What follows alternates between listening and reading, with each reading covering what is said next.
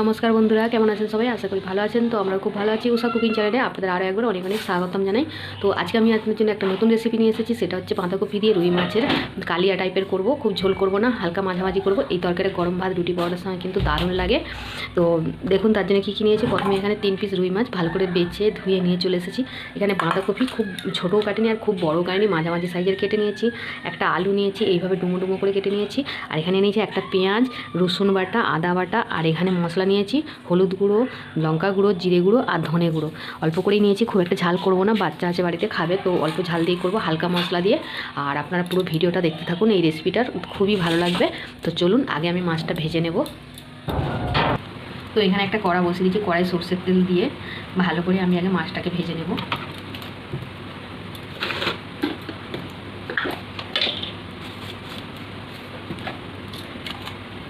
মাছের মধ্যে লবণ আর হলুদ দিয়ে ভালো করে ম্যারিনেট করে নেব।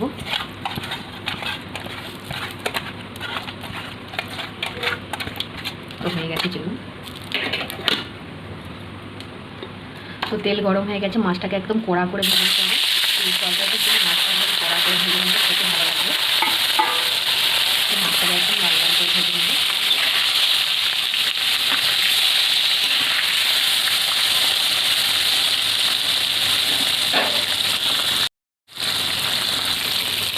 তো মাছটার এক পিস ভাজা হয়ে গেছে, অপর পিসটা উল্টে ভেজে নেব।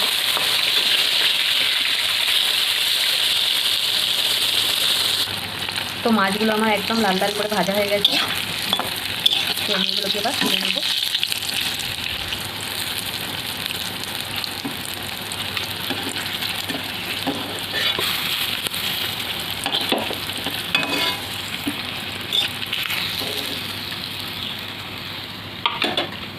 এবারে আমি কেটে রাখা আলু আর বাঁধাকপিটা ভেজে নেব ওই তেলের মধ্যে।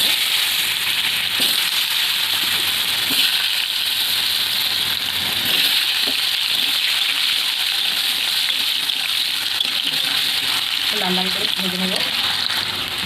তো আলুগুলো লাল লাল করে ভাজা হয়ে গেছে, দেখুন এরকম লাল লাল করে ভেজে নিতে হবে।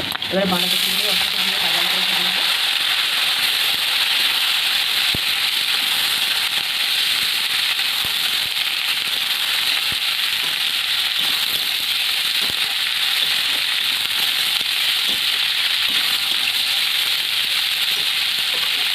তো বাঁধাকপিগুলো একটু ভেজে নেব।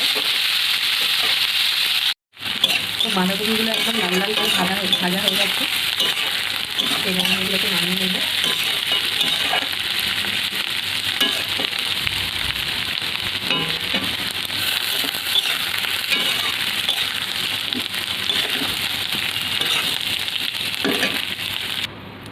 এবার মশলা কষে নেব। মশলা কষার জন্য কড়াই দেবো, এমনি অনেকটা তেল আছে তো অল্প করে তেল দেবো। দেবো একটা শুকনো লঙ্কা, একটু থেতে করে নেওয়া এলাচ আর ডালচিনি,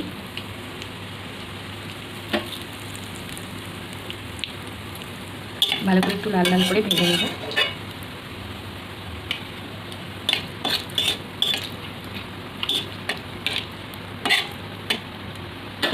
এবারে কুচনো পেঁয়াজটা দিয়ে দেবো। পেঁয়াজটা একটু লাল লাল করে ভেজে নেব। লাল লাল করে ভাজা হয়ে গেছে, এবার বেটে নেওয়া রসুনটা দিয়ে দেবো। রসুনটাও ভালো করে ভেজে নেবো যাতে কাঁচা গন্ধটা চলে যায়।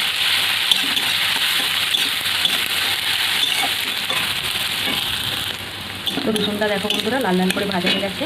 এবার একটা টমেটো নিয়েছি, দিয়ে দেবো। পরিমাণ মতো লবণটা দিয়ে দেবো যাতে টমেটোটা গলে যাবে আর মশলাটাও গলে যাবে। এবার এখানে বেটে রাখা আদাটা দেবো। সব কিছু ভালো করে একটু ভেজে নেব।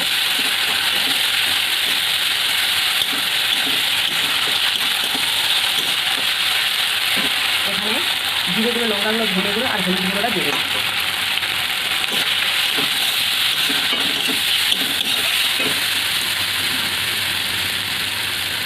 অল্প একটু জল দেবো। এবারে আমি মশলাটা ভালোভাবে কষতে দেবো। তো মশলাটা আমার ভালোভাবে কষানো হয়ে গেছে। তো অল্প তেল দিলাম, তো মোটামুটি তেলে ধরে দিয়েছে দেখুন। তো এবারে আমি ভেজে রাখা বাঁধাকপি আলুটা দিয়ে ভালো করে কষিয়ে নেব।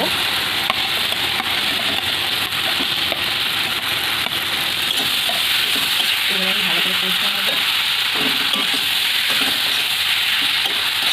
দেখতে কত সুন্দর লাগছে দেখুন। এটা কিন্তু দারুণ লাগবে তরকারিটা।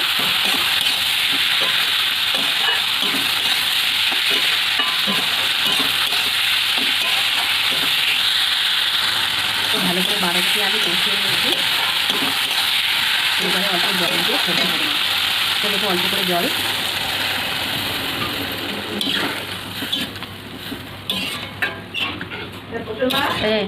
দেখো বন্ধুরা, আমার বাঁধাকপি আলু ভালোভাবে সেদ্ধ হয়ে গেছে। তো এখন আমি ভেজে রাখা রুই মাছের চাকাগুলো দিয়ে ভালোভাবে ফুটিয়ে নেব, যাতে তরকারির স্বাদটা আরও ভালো হয়ে যাবে আর খেতেও ভালো লাগবে। কিন্তু চলুন আরেকটু ফুটিয়ে নিই।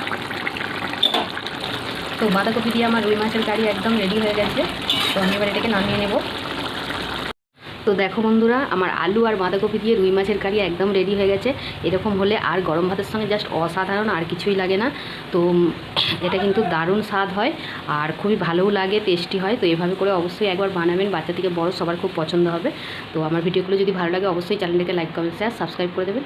তো আজকের মতো ভিডিও এখানেই শেষ করছি। দেখা হচ্ছে নতুন ভিডিওয়। খুব ভালো থাকবেন, সুস্থ থাকবেন।